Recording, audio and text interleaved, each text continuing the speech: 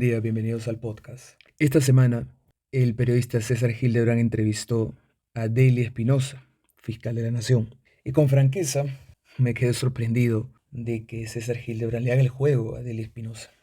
Hubo un momento de tensión muy puntual, cuando César Hildebrand le recriminaba de por qué no hace nada respecto a tal o cual cosa, por qué no hace nada usted respecto a tal o cual cosa, como si fuera pues una especie de reina, ¿no?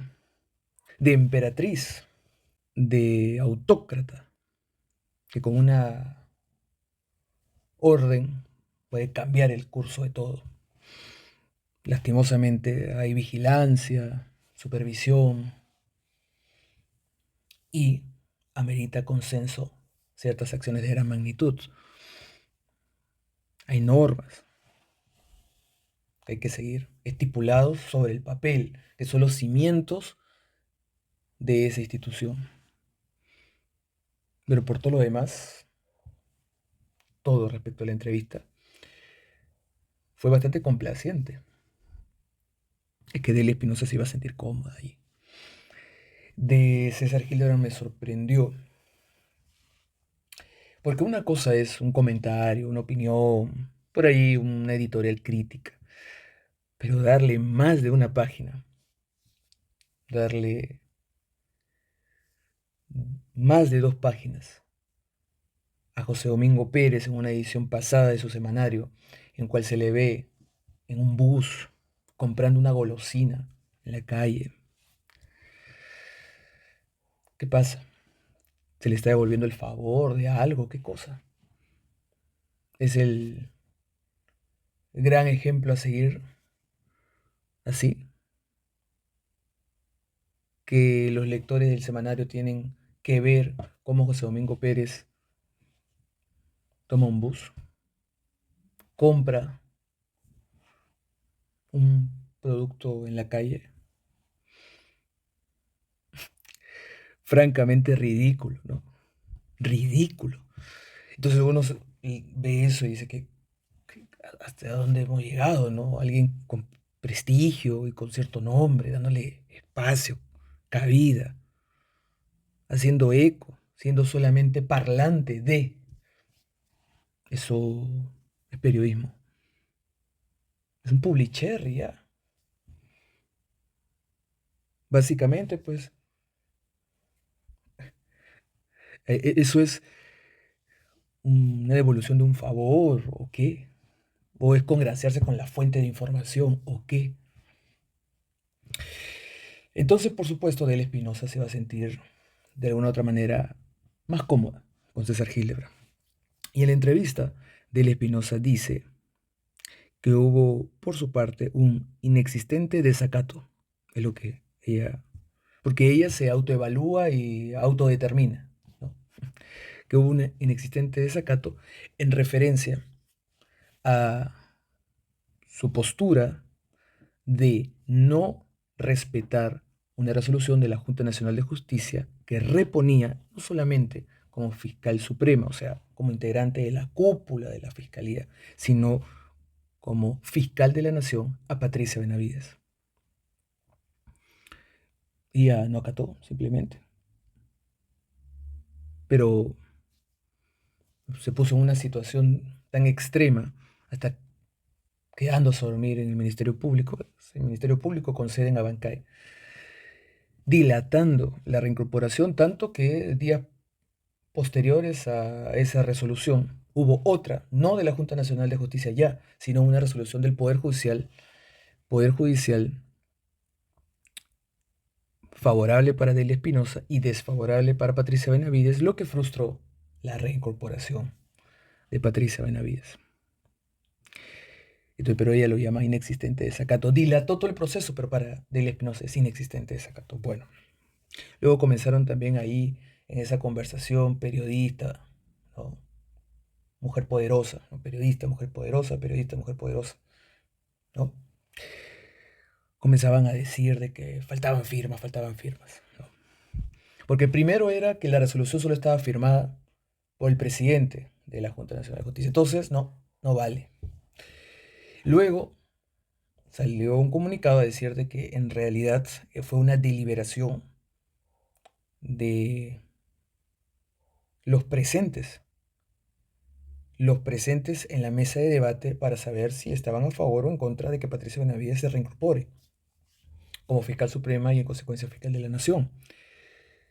Y salió un comunicado diciendo de que esa deliberación existió de los presentes, y decían de los presentes porque uno de los miembros de la Junta Nacional de Justicia decidió no participar, voluntariamente decidió no participar de la deliberación porque consideraba de que no había cabida para analizar, para evaluar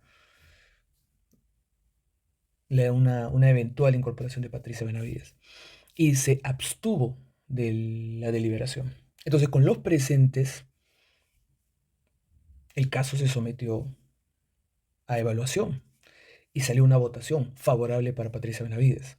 Entonces comenzaron a decir primero eso, no, solo tiene la firma del presidente de la Junta. Y luego salió la Junta en un video a decir que todos los presentes sí deliberaron respecto al caso.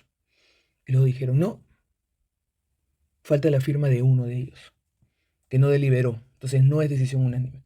Y ese que faltó dijo de que envió una carta diciendo de que se iba a abstener, se iba a apartar del proceso, porque no le parecía, para él no había cabida de tener que siquiera analizar una eventual incorporación de Patricia Benavides, y simplemente se aparta, decide no votar en ese caso en específico, no está claudicando a su rol, sino en específico él considera que no hay cabida para el análisis de ese tema, y simplemente se aparta. Él mismo decide alejarse del proceso de deliberación. ¿Cómo podríamos decir de que alguien voluntariamente se aparta de un proceso de deliberación si hay un conflicto de intereses, si es que conoce a una de las partes, si es que tiene grado de amistad o grado de consanguinidad? Es lo normal, ¿no? Si alguien conoce a una de las partes involucradas o está inmerso en el círculo íntimo de la persona involucrada que está sometiendo su caso a deliberación, pues es natural que decida apartarse voluntariamente. Y no por eso el caso simplemente queda a la deriva o simplemente el caso se deja en el olvido. No. Así como voluntariamente uno puede elegir que por un conflicto, en el caso decide apartarse, uno puede decir también voluntariamente que considera que el tema no debe ser sometido a debate y simplemente se aparta. Y ya. Y con los presentes se toma una decisión. Pero bueno, una vez superado eso, ¿qué dijo este sector? Que falta la firma de la secretaria. Ya es que ya no saben qué, hasta qué extremo pueden llegar con tal de tumbarse una resolución, ¿no? De un organismo constitucional. Es un monstruo creado por Vizcarra, ojo. ¿Por qué? Porque salió el tema de supuestamente los audios, que los magistrados se coludían, que eso será materia para otro, seguramente para otro podcast. ¿Cuánto de todo ese bururú se hizo, eh, era real, ¿no? ¿Qué porcentaje de todo lo que se dijo sobre el tema de los CNM audios, que los magistrados, los hermanitos, los favores, cuánto de todo es real? De todos los casos que escuchamos, de todos los nombres mencionados, de todas las cortes y ramificaciones del sistema de justicia citados dentro de toda esa tira de audios, la pregunta es, ¿cuántos realmente están purgando por eso? ¿Y cuántos casos de esa infinidad de menciones realmente transgredieron la línea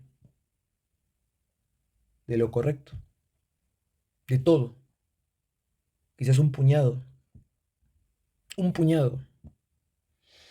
Porque hasta sacaron a un fiscal de la nación, no lo olviden. A raíz de todo este tema, sacaron a un fiscal de la nación.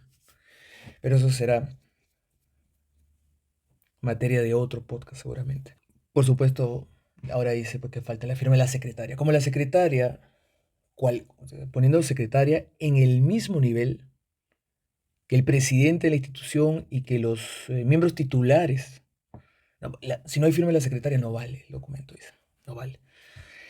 Y bueno, ya es que ya se van al extremo, ¿no? Le faltará pues la firma del barrendero y del portero seguramente.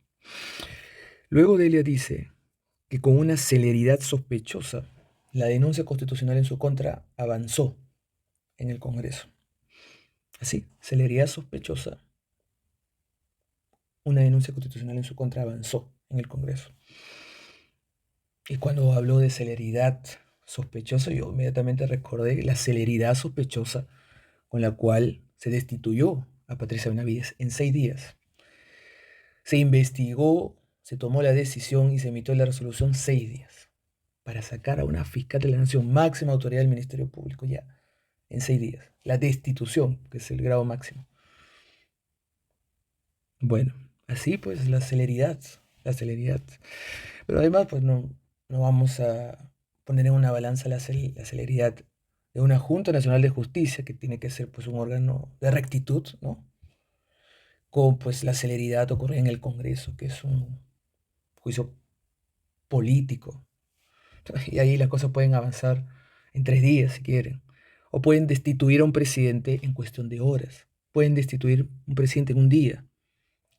Caso Pedro Castillo, por ejemplo. O sea, porque eso es un mecanismo político de consenso y acción inmediata. Eso es el Congreso. Pero la Junta Nacional de Justicia en 6 días. Supuestamente un organismo de rectitud. Que no es esta misma Junta Nacional de Justicia, ojo. Fue la anterior. La anterior, la que saca Patricia Benavides, hay una nueva Junta Nacional de Justicia, porque por supuesto cada cierto tiempo, cada ciertos años, debe cambiar. Y ve que han hecho pues un zafarrancho, ¿no?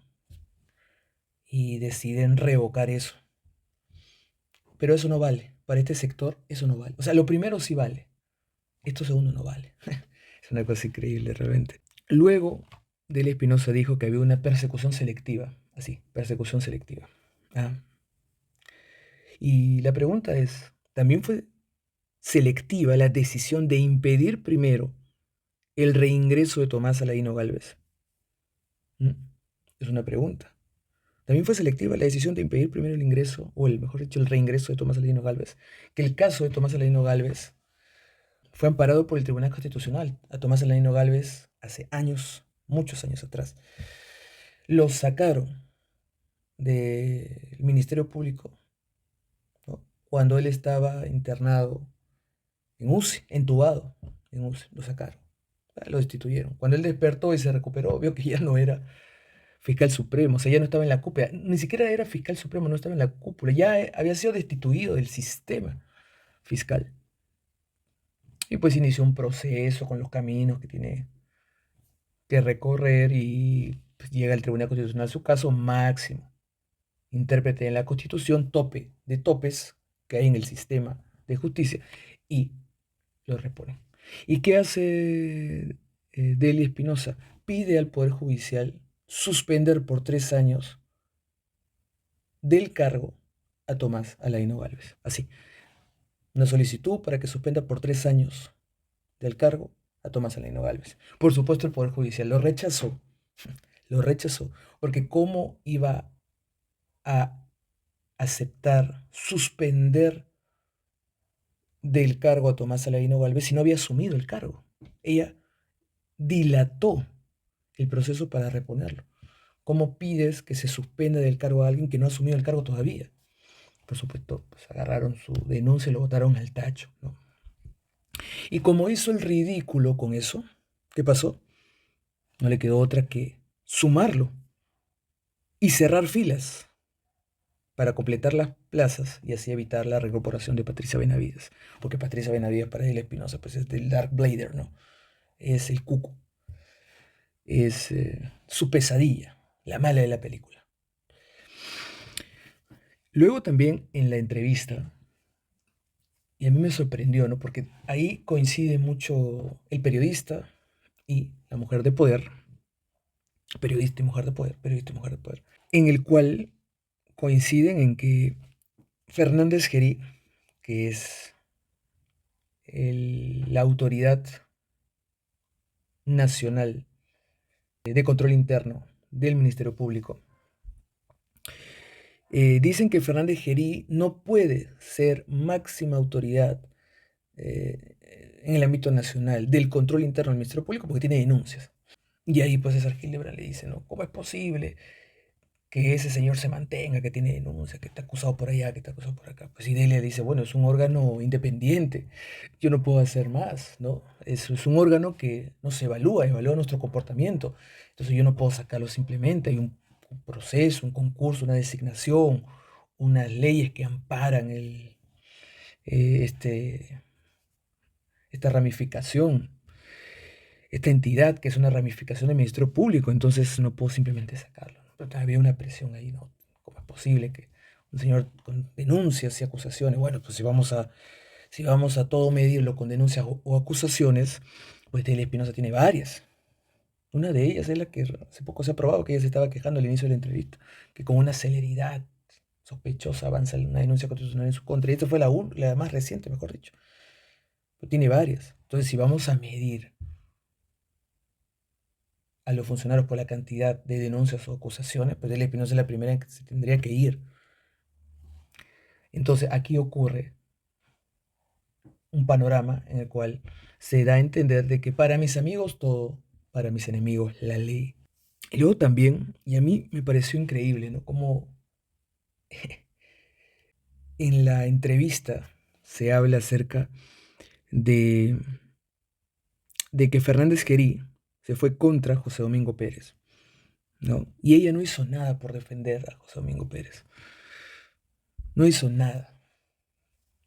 Y eso evoca de nuevo las más de 2 páginas que le dedicó el semanario de Hildebrand a José Domingo Pérez en un bus, comprando una golosina, el superhombre, ¿no? Y en la entrevista vuelve al ruedo, diciendo, ¿por qué usted no defendió de Fernández Guerrí a José Domingo Pérez? Ya mucho, ¿no? Ya mucho. Reclamándole ahí que porque usted, que la madre de los fiscales, no abrigó al pequeño e indefenso José Domingo Pérez. Atrapado, ¿no? Hildebrand quedó atrapado. Y finalmente, también Hildebrand le reclama a Delia Espinosa de cómo es posible que haya abierto investigación contra Zoraida Ábalos y cómo es posible que haya abierto investigación contra Pablo Sánchez. Zoraida Ábalos y Pablo Sánchez fueron fiscales de la Nación en su momento. Ellos formaron y siguen formando parte de la Junta de Fiscales Supremos, es decir, siguen formando parte de la cúpula del Ministerio Público. Fueron en su momento fiscales de la Nación y tienen que rotar evidentemente con otros, pero siguen estando allí, en la cima, con C, en la cima del poder. Y pues Hildebrand reclama, ¿no? ¿Cómo es posible de que haya abierto investigación contra Zoraida Ábalos y cómo es posible que haya abierto investigación contra Pablo Sánchez? Si la denuncia es presentada, dice, por Luis Pacheco Mantujano, que es un abogado que no le cae, como al periodista no le cae el abogado, dice, ¿cómo es posible? ¿No? Si esas denuncias son presentadas por ese señor, ese abogado, ¿no? Como no le cae, como ya no le cae, piensa de que Delia Espinosa, como no le cae el abogado a Hildebrand, entonces Delia Espinosa tiene que actuar en base a eso, ¿no? Y si no le cae a él, entonces no procede, me tumbo la denuncia o busco interceder para afectar el proceso regular, entonces intervengo. Eso piensa que iba a hacer. Y la verdad es que no importa quién lo presentó, importa el grado de la acusación, importan las pruebas, importan los testimonios que se adjuntó en esa denuncia. Y si tiene todos esos elementos, no interesa quién lo presentó. Si la denuncia tiene claro el grado de la acusación, adjunta pruebas y adjunta testimonios, entonces se debe evaluar al menos, ¿no? O sea, el periodista no quería ni eso, ni que se analice siquiera, que se descarte de plano, así, una medida autoritaria, dirigida solo por quien lo dijo. Es como censurar a Hildebrand por solo ser Hildebrand. No puede ser, ¿no? Hay que escuchar y luego rebatir argumentos, seguramente. Pues uno puede analizar la entrevista, pero analizar, no descartarlo de plano, no silenciarlo. Eso no se puede hacer. Entonces, a mí con franqueza, uno está acostumbrado a ver este tipo de entrevistas que se juegan en pared con otros. periodistas, con alguien pues que ya tiene un recorrido y que no necesita. Lo que parece indicar que se pierden los papeles cuando algo no está en el cauce que él quiere. El río no corre hacia el lugar que él quiere, entonces se desespera. No puede ser, ¿no? Ya cuando se toma personal el periodista la situación, se pierde el enfoque de lo que debe primar, que sea una entrevista de interés público. Y ese ha sido mi análisis acerca de la entrevista de César Hildebrand a Delia Espinosa. Muchas cosas que ella dijo, criticables y debatibles, y muchas cosas que él dijo, también sometido al debate. Eso no descarta de que él sea quizás un buen entrevistador. Su recopilación de entrevistas a gente muy culta, escritores y gente con mucha cultura, lo evidencia. Tiene dominio del lenguaje, antecedentes claros que forman parte pues del conocimiento que tiene. Preguntas interesantes. No hay que demostrar eso mucho, ¿no? Porque a lo largo de su trayectoria tiene muy buenas conversaciones, muy destacables. Esta que hizo Adelia Espinosa no lo es.